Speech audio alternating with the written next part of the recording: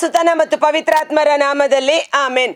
ಪ್ರಭು ಕ್ರಿಸ್ತರಲ್ಲಿ ಆತ್ಮೀಯ ಸಹೋದರ ಸಹೋದರಿಯರೇ, ಈ ದಿನದ ಮುಂಜಾನೆಯ ಜೀವಸ್ವರ ಕೊಲೆಸದವರಿಗೆ ಬರೆದ ಪತ್ರ 1ನೇ ಅಧ್ಯಾಯ ವಚನ 20.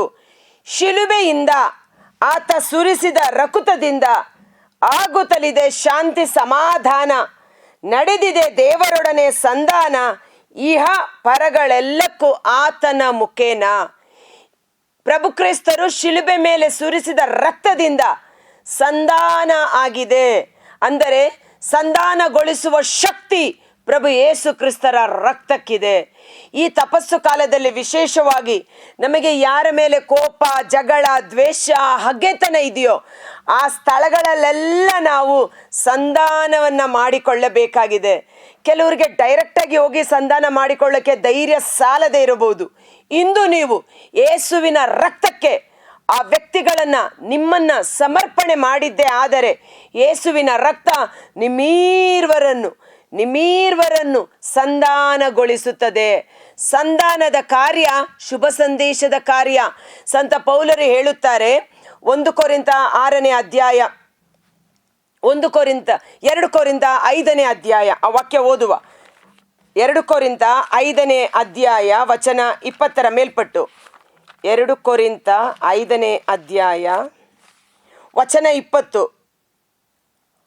ಆದುದರಿಂದಲೇ ನಾವು ಕ್ರಿಸ್ತ ಯೇಸುವಿನ ರಾಯಭಾರಿಗಳು, ದೇವರೇ ನಮ್ಮ ಮುಖಾಂತರ ಕರೆ ನೀಡುತ್ತಿದ್ದಾರೆ. ನಿಮ್ಮೆಲ್ಲರಿಗೂ ಈ ದಿನ ದೇವರು ಕರೆ ನೀಡುತ್ತಿದ್ದಾರೆ. ಅವರೊಡನೆ ಸಂಧಾನ ಮಾಡಿಕೊಳ್ಳಿರೆಂದು. ಯಾರ್ಯಾರೊಟ್ಟಿಗೆಲ್ಲ ಸಂಧಾನ ಮಾಡಿಕೊಳ್ಳಬೇಕು, ಶಾಂತಿ ಸಮಾಧಾನವನ್ನು ಏರ್ಪಡಿಸುವ ಪರಿಶುದ್ಧವಾದ ರಕ್ತ. ಆಮೇನ್ ಎಂದು ಹೇಳೋಣ. ಯೇಸುವಿನ ರಕ್ತ ನಮ್ಮನ್ನು ಸಂಧಾನಗೊಳಿಸಲಿ ಎಂದು ನೀವು ಕಮೆಂಟ್ ಮಾಡಿ. ಆ ರಕ್ತ ಸಂಬಂಧಪಟ್ಟ ವ್ಯಕ್ತಿಗಳಲ್ಲಿ ಕಾರ್ಯ ಮಾಡುತ್ತದೆ. ಹೇಗೆ ಎಂದು ಹೇಳ್ತೀನಿ. ಅವರೊಡನೆ ಸಂಧಾನ ಮಾಡಿಕೊಳ್ಳಿರೆಂದು ಕ್ರಿಸ್ತ ಯೇಸುವಿನ ಹೆಸರಿನಲ್ಲಿ ನಾನು ನಿಮ್ಮನ್ನು ವಿನಂತಿಸುತ್ತೇನೆ. ಈ ಸಂಧಾನದ ಸಂದೇಶವನ್ನು ಸಾರುವ ಸೌಭಾಗ್ಯವನ್ನು ಅವರೇ ನಮಗೆ ಕೊಟ್ಟಿದ್ದಾರೆ. ಶುಭ ಸಂದೇಶ ಸಂಧಾನವನ್ನು ಸಾರುವ ಸಂದೇಶವಾಗಿದೆ.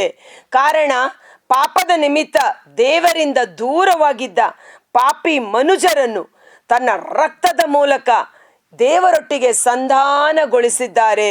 ಯೇಸುವಿನ ರಕ್ತದ ಮೂಲಕ ದೈವ ಕೋಪಕ್ಕೆ ಗುರಿಯಾಗಿದ್ದ ಮನುಕುಲ ಸಂಧಾನಗೊಂಡು ಶಾಂತಿ ಸಮಾಧಾನದ ಒಡಂಬಡಿಕೆ ನಮ್ಮೊಟ್ಟಿಗೆ ಮಾಡಿಕೊಂಡಿದ್ದಾರೆ. ಈ ಯೇಸುವಿನಿಂದ ಸಂಧಾನದ ಶಕ್ತಿಯನ್ನು ಪಡೆದುಕೊಂಡ ನಾವು ಪರರನ್ನು ಸಮಾಧಾನಪಡಿಸಿ ಸಂಧಾನಗೊಳಿಸುವ ಈ ಕಾರ್ಯಕ್ಕಾಗಿ ನೇಮಕ ಮಾಡಲ್ಪಟ್ಟಿದ್ದೇವೆ. Praise the lord. ಇಂದು ನಿಮಗಾಗಿ ದೇವರು ಒಂದು ಸೇವೆಯನ್ನು ನೀಡುತ್ತಿದ್ದಾರೆ. Are you ready? ಯೇಸುವೆ, ಈ ಸೇವೆ ನಾನು ಮಾಡುತ್ತೇನೆ ಎಂದು ಹೇಳುತ್ತೀರಾ? ಹಾಗಾದರೆ ಸಂತ ಪೌಲನು ನುಡಿದ ರೀತಿಯಲ್ಲಿ ಸಂಧಾನ ಮಾಡಿಕೊಳ್ಳುವ ಸೌಭಾಗ್ಯದ ಸೇವೆಯನ್ನು ದೇವರು ನನಗೆ ವಹಿಸಿಕೊಟ್ಟಿದ್ದಾರೆ. ನಿಮ್ಮೆಲ್ಲರಿಗೂ ಒಂದು ಕರ್ತವ್ಯವಿದೆ. ಎಲ್ಲಿ ಕೋಪವಿದೆಯೋ ಅಲ್ಲಿ ಪ್ರೀತಿಯನ್ನು, ಎಲ್ಲಿ ದ್ವೇಷವಿದೆಯೋ ಅಲ್ಲಿ ಕ್ಷಮೆಯನ್ನು ಬಿತ್ತನೆ ಮಾಡುವ ಶಾಂತಿಯ ದೂತರನ್ನಾಗಿ ನಮ್ಮನ್ನು ಮಾರ್ಪಡಿಸಿದ್ದಾರೆ. ಕಮೆಂಟ್ ಮಾಡೋಣ. ನನ್ನನ್ನು ಶಾಂತಿ ಸಮಾಧಾನದ ದೂತನಾಗಿ ನನ್ನನ್ನು ಮಾರ್ಪಡಿಸು ಯೇಸುವೆ ಎಂಬುದಾಗಿ. ಕಾರಣ ಪ್ರಭು ಯೇಸು ಆ ಕಾರ್ಯವನ್ನು ಅವರ ರಕ್ತ ಮಾಡಿರುವಾಗ ನಾವು ಸಹ ಮಾಡಬೇಕಾಗಿದೆ. ಸರ್ವೇಶ್ವರ ಒಬ್ಬನ ನಡತೆಯನ್ನು ಮೆಚ್ಚಿಕೊಂಡರೆ ಅವನ ಶತ್ರುಗಳನ್ನು ಸಹ ಮಿತ್ರರನ್ನಾಗಿ ಮಾರ್ಪಡಿಸುತ್ತಾರೆ.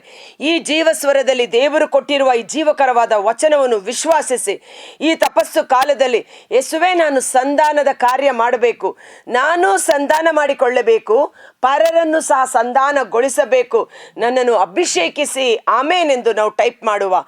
ಅಣ್ಣ ತಮ್ಮನಾದ ಯಾಕೋಬ ಮತ್ತು ಏಸಾವ. ಯಾಕೋಬ ತನ್ನ ಅಣ್ಣನಿಗೆ ಕುಯುಕ್ತಿಯಿಂದ ಮೋಸ ಮಾಡಿ ವಂಚಿಸಿ ಆಶೀರ್ವಾದವನ್ನು ಪಡೆದುಕೊಂಡು ತನ್ನ ಮಾವನ ಮನೆಗೆ ಓಡಿ ಹೋದ. ಆದರೆ ಒಂದೊಮ್ಮೆ ತಾನು ಮತ್ತೆ ತನ್ನ ತಂದೆಯ ಮನೆಗೆ ಮರಳಿ ಹೋಗಬೇಕು, ತನ್ನ ಅಣ್ಣನೊಟ್ಟಿಗೆ ಕ್ಷಮೆ ಕೇಳಬೇಕು, ತನ್ನ ಅಣ್ಣನೊಟ್ಟಿಗೆ ಸಂಧಾನ ಮಾಡಿಕೊಳ್ಳಬೇಕು, ನನ್ನ ಸ್ವಂತ ಕುಟುಂಬದವರೊಟ್ಟಿಗೆ ಸೇರಬೇಕು ಎಂದು ಮನಸ್ಸು ಮಾಡಿ ಅವನು ತನ್ನ ಅಣ್ಣನನ್ನು ಸಂಧಿಸಲು ಬರುತ್ತಾನೆ. ಅವನು ದಾರಿಯಲ್ಲಿ ಬರುತ್ತಾ ಇರ್ತಾನೆ. ಕಪ್ಪ ಕಾಣಿಕೆಗಳೊಟ್ಟಿಗೆ ತನ್ನ ದೂತರನ್ನ, ಸೇವಕರನ್ನ ಮುಂಚಿತವಾಗಿ ಕಳಿಸಿಕೊಡ್ತಾ ಇರ್ತಾನೆ. ಆದರೆ ಏಸಾವನಾದರೂ ಬಹಳ ಕೋಪೋದ್ರಿಕ್ತನಾಗಿ ಈ ಯಾಕೋಬನನ್ನು ನಾನು ಸಾಯಿಸದೆ ಬಿಡುವುದಿಲ್ಲ. ಅವನು ನನಗೆ ಮಾಡಿದ ದ್ರೋಹವನ್ನು ಮನ್ನಿಸಲು ಸಾಧ್ಯವಿಲ್ಲ. ಅವನನ್ನು ನಾಶ ಮಾಡುತ್ತೇನೆ ಎಂದು 400 ಮಂದಿಗಿಂತ ಹೆಚ್ಚಾದ ಶಸ್ತ್ರಾಸ್ತ್ರ ಭರಿತರಾದ ಸೈನಿಕರನ್ನು ತನ್ನೊಟ್ಟಿಗೆ ಕರೆದುಕೊಂಡು ಕೋಪೋದ್ರಿಕ್ತನಾಗಿ ಎದುರುಗೊಳ್ಳಲು ಬರುತ್ತಾನೆ. ಯಾಕೋಬನ ಸೇವಕರು ಬಂದು ಹೇಳುತ್ತಾರೆ, ನಿಮ್ಮ ಅಣ್ಣ 400 ಮಂದಿ ದೊಡ್ಡ ಸೈನ್ಯದೊಡನೆ ಆವೇಶದಿಂದ ಬರುವುದನ್ನು ನಾವು ನೋಡುತ್ತೇವೆ ಎಂದು. ಆದರೆ ಯಾಕೋಬನು ಅಣ್ಣನನ್ನು ಭೇಟಿಯ ಮಾಡುವುದಕ್ಕೆ ಮೊದಲು ಹೊಳೆಯ ಸಮೀಪದಲ್ಲಿ ದೇವರೊಟ್ಟಿಗೆ ಹೋರಾಡಿ ಕ್ಷಮಿಸಿ ದೇವರೊಟ್ಟಿಗೆ ಸಂಧಾನ ಮಾಡಿಕೊಂಡು, ನಾನು ಸಂಧಾನದ ದೂತನಾಗಬೇಕು, ನಾನು ಸಂಧಾನ ಮಾಡಿಕೊಳ್ಳಬೇಕೆಂದು ಸಿದ್ಧನಾಗಿದ್ದ ಕಾರಣ, ಸರ್ವೇಶ್ವರ ಯಾಕೋಬನ ನಡತೆಯನ್ನು ಮೆಚ್ಚಿಕೊಂಡ ಕಾರಣ, ತಮ್ಮನನ್ನು ಕೊಲ್ಲಲು ಬಂದ ಅಣ್ಣ ಏಸಾವ ತಮ್ಮನನ್ನು ನೋಡಿದ ಕೂಡಲೇ ತಬ್ಬಿಕೊಂಡು ಮುತ್ತಿಟ್ಟು ಗೋಳಾಡುತ್ತಾನೆ. Praise the lord. ಕತ್ತಿಗೆ ಬದಲು ಕಿಸ್, ಮುತ್ತು ಅಲ್ವಾ? ಕತ್ತಿಯಿಂದ ಹಿರಿಯಲು ಬಂದಂಥ ವ್ಯಕ್ತಿ ಮುತ್ತನ್ನು ಕೊಟ್ಟು ಅಪ್ಪಿಕೊಳ್ಳುತ್ತಾನೆ. ತನ್ನ ಸ್ವಂತ ಪ್ರೀತಿಯಿಂದ ಅವನನ್ನು ಆಶ್ರಯಿಸಿಕೊಳ್ಳುತ್ತಾನೆ. ಈ ತಪಸ್ಸು ಕಾಲದಲ್ಲಿ ಯೇಸುವಿನ ರಕ್ತಕ್ಕೆ ಈ ಶಕ್ತಿ ಇದೆ. ನೀವು ಸಮಾಧಾನದ ದೂತರು, ಸಂಧಾನದ ಸೇವೆಗಾಗಿ ಕರೆಯಲ್ಪಟ್ಟವರು. ಭಯಪಡಬೇಡಿ.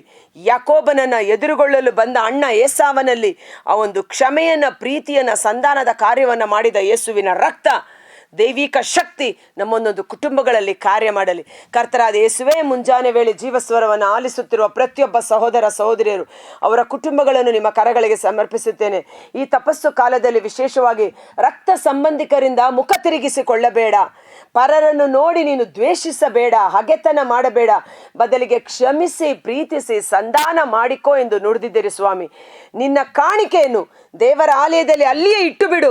ಮೊದಲು ಹೋಗಿ ನಿನ್ನ ಸಹೋದರನ ಬಳಿ ಸಂಧಾನ ಮಾಡಿಕೊಂಡು ತದನಂತರ ಬಂದು ನಿನ್ನ ಕಾಣಿಕೆಯನ್ನು ಅರ್ಪಿಸು ಎಂಬಂತೆ ಈ ತಪಸ್ಸು ಕಾಲದಲ್ಲಿ ನಾನಾ ವಿಧವಾದ ಸತ್ಕಾರ್ಯಗಳನ್ನು ಕೈಗೊಳ್ಳುತ್ತಿರುವ ನಾವು ವಿಶೇಷವಾಗಿ ಆ ಯೇಸುವಿನ ರಕ್ತ, ಸಕಲವನ್ನು ಸಂಧಾನಗೊಳಿಸುವ ಪರಿಶುದ್ಧವಾದ ರಕ್ತ, ಬೇರ್ಪಟ್ಟಿರುವ ನಮ್ಮನ್ನು ಬೇರ್ಪಡಿಸಿರುವ ಹಗೆತನ, ಕೋಪ ಎಂಬ ಪಾಪ ಶಾಪದ ಅಡ್ಡ ಗೋಡೆಯನ್ನು ಶಿಲುಬೆಯ ಮರಣದಿಂದ ಕೆಡವಿ ಹಾಕಿದ ಪ್ರಭು ಯೇಸು ಪವಿತ್ರಾತ್ಮರ ಮೂಲಕ ನಮ್ಮನ್ನು ಸಂಧಾನಗೊಳಿಸಿ, ಯೇಸುವಿನ ರಕ್ತದ ಶಕ್ತಿಯಿಂದ ಸಂಧಾನದ ಕಾರ್ಯ ನಮ್ಮ ಸಹೋದರ ಸಹೋದರಲ್ಲಿ, ನಮ್ಮ ಕುಟುಂಬದಲ್ಲಿ, ನಮ್ಮ ನೆರೆಹೊರೆಯವರಲ್ಲಿ, ನಮ್ಮ ಸ್ನೇಹಿತರಲ್ಲಿ ಉಂಟಾಗಲಿ. ಸೈತಾನನ ಕೈ ಸೋಲಾಗಲಿ, ಅವನ ಕುತಂತ್ರ ನಿಷ್ಕ್ರಿಯವಾಗಲಿ. ದೇವರ ಆತ್ಮ ಜಯಶಾಲಿಯಾಗುವಂತೆ ಈ ಸಂಧಾನದ ಅಭಿಷೇಕ ಈ ತಪಸ್ಸು ಕಾಲದಲ್ಲಿ ನಮ್ಮೊಬ್ಬೊಬ್ಬರಲ್ಲಿ ಕಾರ್ಯ ಮಾಡಿ ಶಾಂತಿ ಸಮಾಧಾನದ ದೂತರಾಗಿ ನಾವು ಮಾರ್ಪಾಡಾಗುವಂತೆ ಯೇಸುವಿನ ಅದ್ಭುತಕರವಾದ ನಾಮದಲ್ಲಿ ಪ್ರಾರ್ಥಿಸಿ ಬೇಡಿ ಹೊಂದಿಕೊಳ್ಳುತ್ತೇವೆ. ಆಮೆನ್.